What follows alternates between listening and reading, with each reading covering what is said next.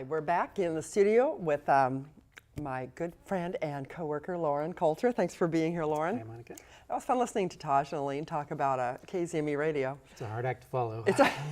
They're very energetic. You know, Elaine was talking about how she had come on the radio station and had no experience whatsoever. And that's the same way with our TV station, isn't it? That we have people come in here who've never worked in media at all, and video, no background at all, but we teach them how to make their own television shows.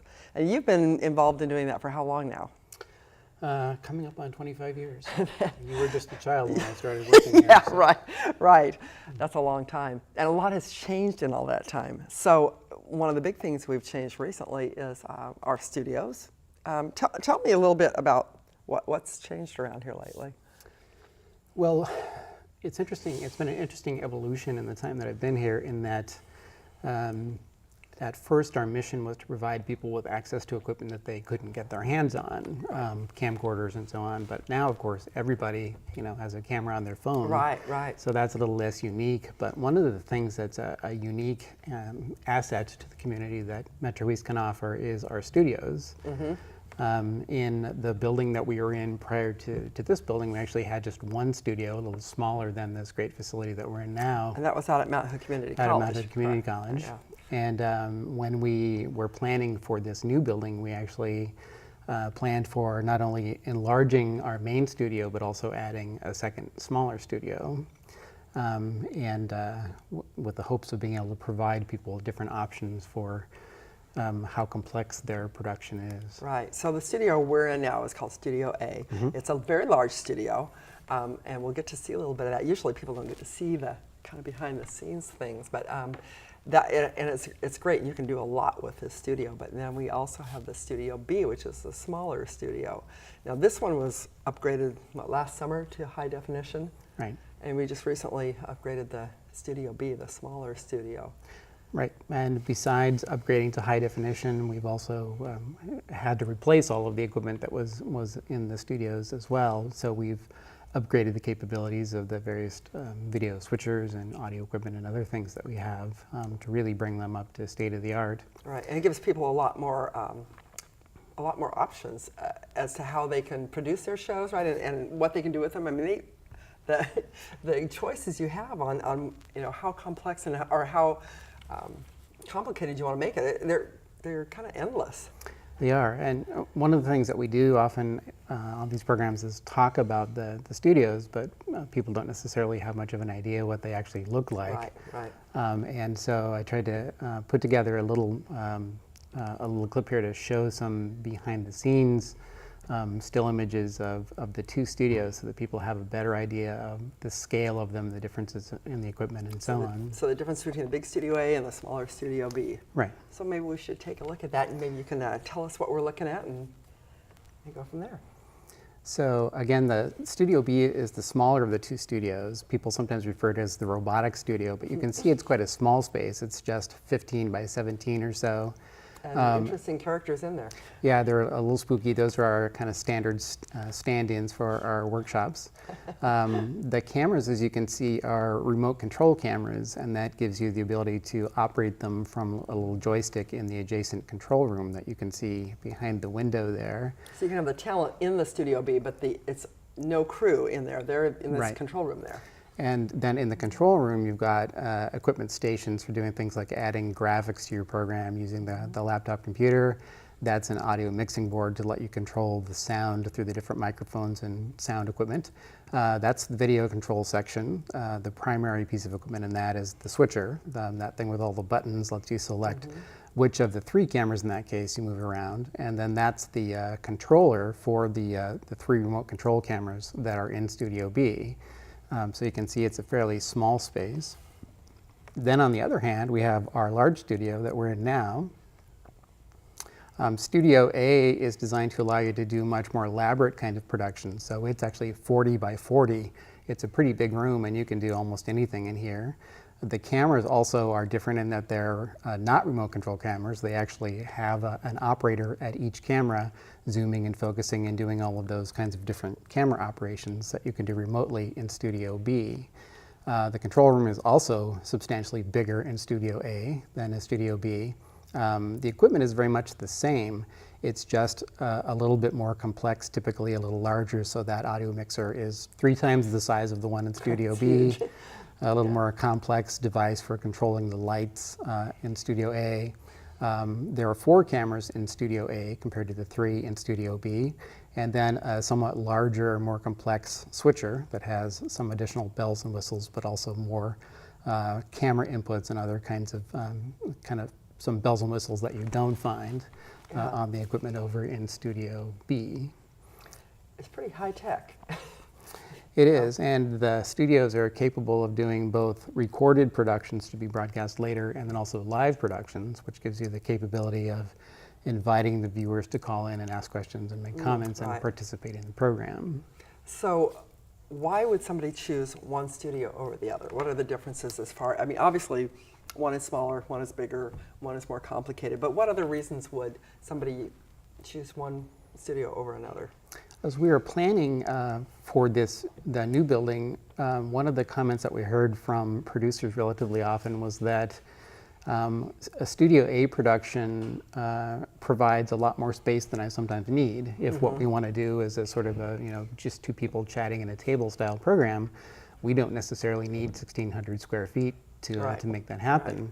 And then also because of the way that the cameras require an operator in a full-size studio like this, you need a pretty large crew. So part of your job as the producer is to recruit people who've taken our classes and are certified and trained to use the equipment, and that can be as many as 8 or 10 people for a Studio A production if you're going to have operators for each piece of equipment in the facility. So Studio B enables you to produce a full-on studio multi-camera production similar to what you'd see in Studio A, but with as few as 2 crew people. And what makes that possible is those remote control cameras you saw.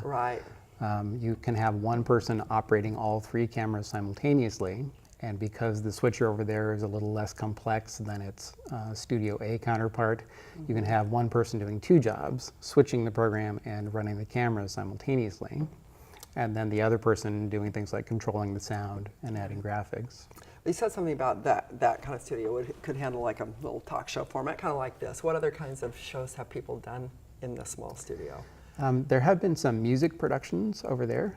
Like a singer-songwriter with his guitar kind of thing? Yeah, a duet or a trio maybe, but if you get much beyond that, it gets pretty hard to squeeze them in to that small studio space. So we sometimes just wind up counseling people about, is this an appropriate Studio B production?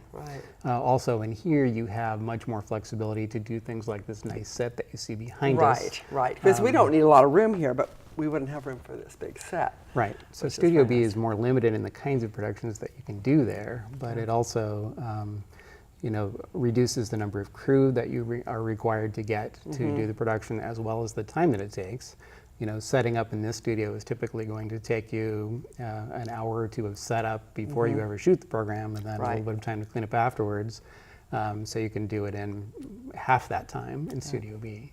I remember there was a show that was in Studio B with a young girl, I think she might have been about 12 or so, who read books. She picked out books that she liked, that she wanted to share with other kids, and she read them, and her parents actually produced it. Do you remember that? It was almost like a reading rainbow kind of thing, and it was perfect for the Studio B. It is. Yeah, so that was a good one. Although now with some of the changes we have, it would be even more fun with that new TriCaster that we have. So, and then in this studio, we could do like our holiday program that we have, Holiday Open Studio. Oh my gosh, we could never do it in the small studio, but we had sometimes up to almost 100 kids in here. Choirs singing and the set decorated, and it was great. We've had plays performed in here. Dance troops. Dance troops, jugglers. Yeah, all sorts of stuff. In the past, even in our smaller studio, we had people bringing automobiles into the studio. Because they can drive them right in through the back doors, right? So you can really do just about anything in a space this large. Yeah, it's a pretty good opportunity. So now there's what else? Now you said there were changes in the way that in the actual equipment itself, besides being high def. So there's some changes made like to the switcher and everything. What other kinds of things do we have going on? Well, I think one of the most important changes is in both studios we now have a video production system that's called a TriCaster.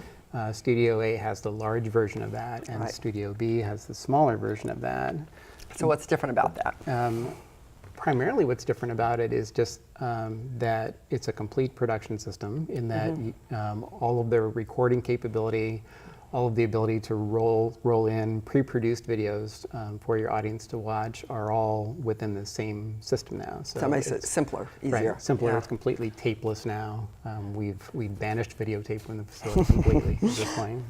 I heard some talk about something called virtual sets. Yeah, and that's one of the very cool parts of both Studio A and Studio B is that Studio B has traditionally been what people thought of as being the sort of lower quality productions because of the limited space.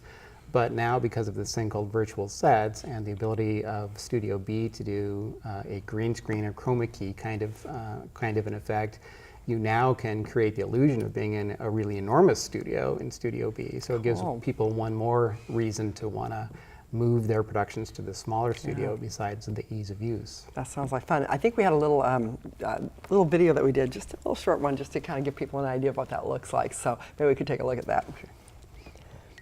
Hey there, Monica. Welcome to the newly revamped Studio B at MetroEast. Thanks, Peter. It's good to be here. You know, I understand MetroEast has fully upgraded the whole facility, and Studio B is the last one to be upgraded. And now all the productions are going to be crystal clear in high definition. Pretty cool. That's right. Yeah, these HD cameras are really neat because they're remotely controlled from the control room. So what does that mean? That means the crew isn't in here? That's right. So the crew is behind the glass there, and they can use these little joysticks to move the camera left, right, up, and down. So it's a new way to direct, and it's a lot of fun. And you don't need as much crew, right? Right. You can have 2 people in there if you want. That's right. That's cool. And what about this? What's this here? The green wall.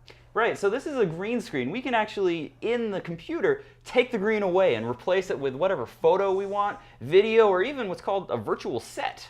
Now, I've heard of that. What is a virtual set, Peter? Well, it's taking the talent and just teleporting them somewhere new, somewhere outside of the studio. You're going to have to give me a better example than that. Why don't we go there ourselves? Okay. I've got my portable teleporter here. All right. So let me program in some coordinates, and it looks like we're set to go in 3, 2, 1. Whoa. Look at that. This is weird. That's kind of neat. Wow, I like this. Yeah. Nice. Yeah, let's look at another one. You got another one? Yep. Okay. 3, 2, 1. Oh, even yeah. better. Yeah. Yeah. That's great. And our crew, our producers are going to love this. Absolutely. Nice. Do one more, okay? One more. All right. All right. One more. In 3, 2, 1, and go. Ooh. Whoa, what is that? Oh no, we need to get out. We need to get out now. Go, go, go, go, go. Let us out. Let us out. Wow. Oh, this is better. We're back in Studio B again.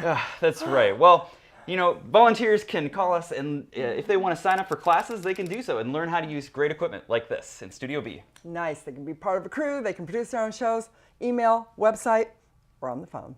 Yeah. Great. We'll see you there. See you there.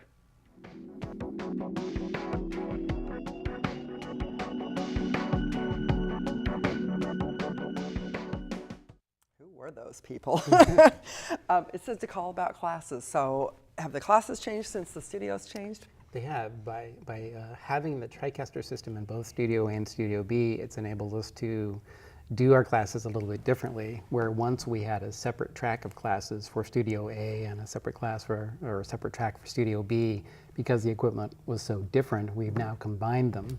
So typically someone wanting to get studio certified now would first take our short orientation class, which we do twice a month. Then they would start by taking a class to learn how to run these studio cameras, and it's just a short 2-hour class to learn some basics of camera operation, the technology as well as some principles of composition and so on. And then we've now combined our Studio A and Studio B training into what we're calling the Studio Control Room class. Okay. And that spends one evening in the Studio B control room and one evening in the Studio A control room. Because the two systems are now so similar, it just amounts to being some basic training and then reiterating that in the second part of the class. So once they've taken that, they could work in either studio in the control room. Right. That's great. And they could volunteer to, be crew on great shows like this we one. have great volunteers here today working on our show. So great. So now we do this and we put these shows on cable television. There are other ways that people can watch our shows. Tell me a little bit about how else people can watch MetroEast Productions? Well, we spent the last 30 years broadcasting the programs that people make on our various cable TV channels on Comcast Cable and Frontier Cable. But these days, people expect more and more often to be able to, see videos when they want to see them and where they want to see them, instead of only when we schedule them to be broadcast on cable TV. And so one of the ways that people expect to be able to see that is video on demand. Many people haven't explored, if you're a Comcast cable customer, that button on your remote control that says video on demand.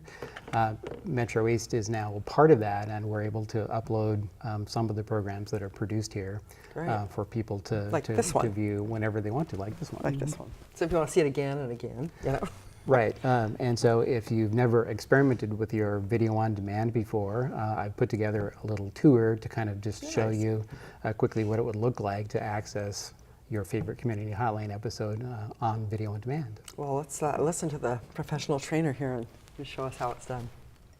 So Comcast Cable operates their video on demand system, and we have 13 hours a month. So if you're at home watching your favorite MetroEast program, say on channel 321, and you want to look at some other program, you can push that video on demand button on your remote or punch up channel 001. And then you just want to use your remote to scroll down through the various different options they have there to find the button that says Get Local. Sometimes it's a little hard to find, but once you select that, then you'll also want to scroll down to the one that says MetroEast Media. Once you're there, you'll see a list of the programs that we have currently available on the system. And there's Community Hotline and episodes of our music programs, sports programs. If you're not familiar with a particular episode of a show, you can always just click on it, and it'll show you a little bit more in detail description of what that program is about. And then you can either watch that, or you can exit back to the menu and locate the program that you want, and then just push the play button. After a few moments of loading, you'll see your favorite program come up on the screen. The beauty of it for things like this is that you can start and stop them, watch them when you want, pause the program to go raid the fridge, watch your interview with Taj over and over and over, as many times as you might want. So Comcast on Demand is a great way for people to be able to access our programs anytime they want.